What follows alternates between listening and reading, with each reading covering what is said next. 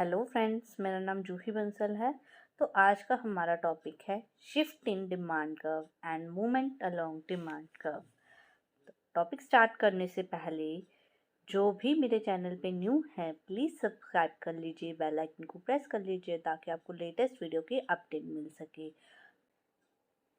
तो इसमें हम करेंगे आज increase in demand curve. Increase in demand curve या हम इसको कह सकते हैं शिफ्ट इन डिमांड कर्व। ठीक है, इसको हम एक और नाम से क्या बोल सकते हैं, हम इसको शिफ्ट इन भी डिमांड कर्व में बोल सकते हैं। इसको क्या बोलेंगे, शिफ्ट इन डिमांड कर्व। इसको शिफ्ट बोलेंगे जब हमारी जो डिमांड कर्व है जो शिफ्ट हो जाती है, यानी डिमांड कर्व की जो लाइन है वो ही दूसरी लाइन बन जाती है, तो उसको क्या कहते हैं, शिफ्ट। और जब शिफ्ट शिफ्ट हमारी जो डिमांड कर्व है दो तरीके से हो सकती है। एक हम कहेंगे इंक्रीज, एक हम कहेंगे डिक्रीज। तो जब इंक्रीज करते हैं तब भी हमारी डिमांड कर्व शिफ्ट होती है, जब डिक्रीज करते हैं तब भी हमारी डिमांड कर्व शिफ्ट होती है। अब हम ये देख लेते हैं जो चेंज आता है डिमांड कर्व में या शिफ्ट होती है डिमांड कर्व वो किस वजह से होती है। तो पहले हम देख लेते हैं इंक्रीज। जब हमारी डिमांड है वो इंक्रीज हो रही है तब हमारी जो कर्व है वो कहाँ जाती है। तो जब हमारी, सबसे पहले तो हमें ये पता चलना चाहिए जो शिफ्ट क्यों होती है और इंक्रीज हो रही है किस रीज़न से। जब भी हमारी डिमांड का शिफ्ट किस रीज़न से होगी, जब हमारा प्राइस है वो प्राइस हमारा कांस्टेंट रहेगा। ठीक है, जब हमारा प्राइस कांस्टेंट रहेगा और जो अदर फैक्टर है वो चेंज होंगे। ठीक है, अब यहाँ देखिए इंक्रीज इन डिमांड कर्व के अंदर ये इंक्रीज में यहाँ पे देखिए ये हमारा प्राइस है, ये हमारा क्वांटिटी डिमांडेड है। ठीक है, प्राइस देखिए यहाँ पे ये एक स्ट्रेट लाइन जा रही है। इसका मतलब जो हमारा प्राइस है वो चेंज नहीं हो रहा है। मतलब कि प्राइस के चेंज ना होते हुए भी हमारी जो डिमांड कर्व है, ये देखिए स्टार्टिंग वाली डिमांड कर्व हमारी ये है, वो चेंज होके क्या हो रही है, या तो वो आगे की तरफ जा सकते हैं या वो पीछे की तरफ भी आ सकती है। तो इसको कहते हैं शिफ्ट होना। किस वजह से, जब हमारा प्राइस कांस्टेंट है अदर फैक्टर हमारे क्या होते हैं, वेरिएबल होते हैं। वेरिएबल का मतलब है चेंज होते हैं। ठीक है, इंक्रीज का मतलब है जब हमारी डिमांड बढ़ जाती है। इंक्रीज में क्या होगा, जैसे कि हमारी डिमांड क्या है, ये है क्यू।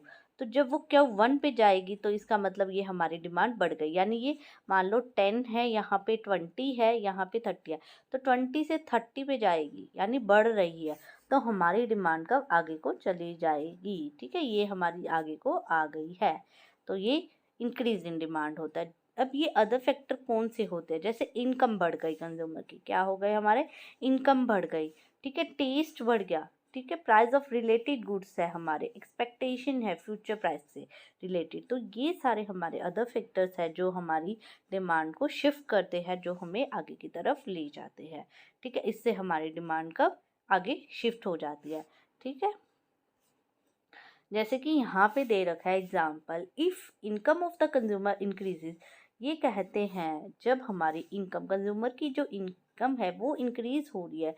मान लो उनकी सैलरी बढ़ गई, क्या बढ़ गई, उनकी सैलरी बढ़ गई या कोई ग्रांट बढ़ गया, तो वो अब ज़्यादा डिमांड करेंगे गुड्स की। ठीक है, प्राइस मान लो यही है, तो जब वो उनकी इनकम बढ़ गई तो वो डिमांड, मान लो पहले 20 लेते थे अब वो 30 लेने लगे, तो वो क्या होगी, डिमांड का यहाँ आ गई है।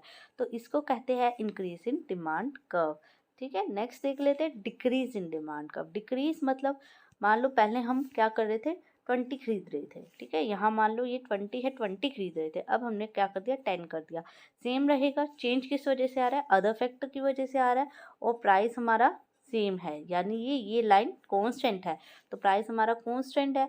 और ये शिफ्ट किस वजह से है, अदर फैक्टर्स की। वही जैसे कि इन एडवोकेट रेनफॉल है, रेनफॉल कम हुई है।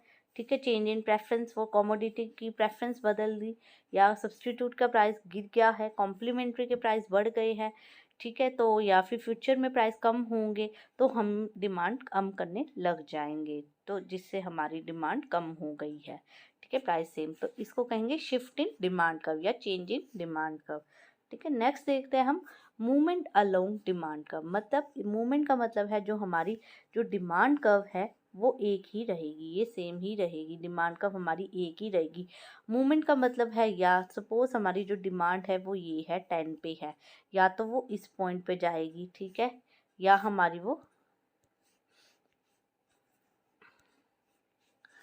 तो हम देख लेते हैं या तो हमारी डिमांड कर्व यहाँ जाएगी, ये एरो दे रखा है, ठीक है, या हमारी डिमांड कर्व पीछे जाएगी, तो इसको मूवमेंट कहते हैं। ये किस वजह से होता है, अब यहाँ देखिए ये हमारा ये प्राइस है ना, और ये क्वांटिटी डिमांडेड है। प्राइस देखिए पहले 10 है, फिर 12 हो गया, ठीक है, ये बढ़ गया, तो हमारी डिमांड पहले 55 थी, अब कम होके 40 हो गई, तो ये हम पहले 10 और 15 था, तो ये पॉइंट था। जब प्राइस बढ़ गया यानी प्राइस हो गया 12, तो हमारी डिमांड कम होके 40 आ गई, तो हम ऊपर की तरफ चले गए, तो इसी को एक और नाम से कहते हैं कॉन्ट्रैक्शन। तो इसको क्या कहते हैं, contraction along the demand curve. अगर प्राइस मान लो कम हो जाए, सस्ती हो जाए प्राइस, तो हम ज़्यादा क्वांटिटी डिमांड करते हैं, जिससे डिमांड बढ़ जाती है और आगे की तरफ आ जाते हैं, तो उसको क्या कहते हैं, extension. Extension along the demand curve, यानी हमारी डिमांड कर्व क्या है, बढ़ गई है, वो उसमें हम शिफ्ट नहीं हो रहा, अभी इसमें क्या हो रहा है, हमारा कॉन्ट्रैक्शन और एक्सटेंशन हो रहा है। तो ये क्या होता है, मूवमेंट होती है डिमांड कर्व के अंदर, ठीक है। तो यहाँ पे वही लिखे, डिमांड चेंज ड्यू टू, अब ये ड्यू टू प्राइस, ये प्राइस की वजह से चेंज हो रही है। अदर फैक्टर क्या है इसमें, कांस्टेंट है, या तो वो डाउनवर्ड डायरेक्शन में जाएगी या सेम कर, ठीक है, या वो अपवर्ड डायरेक्शन में जाएगी, तो इसको हम क्या कहेंगे, मूवमेंट अलोंग डिमांड कर्व। तो ये आज का टॉपिक हमारा इतना सही है। तो shift in demand curve and movement, तो इससे भी हमारे एमसीक्यूज आ जाते हैं।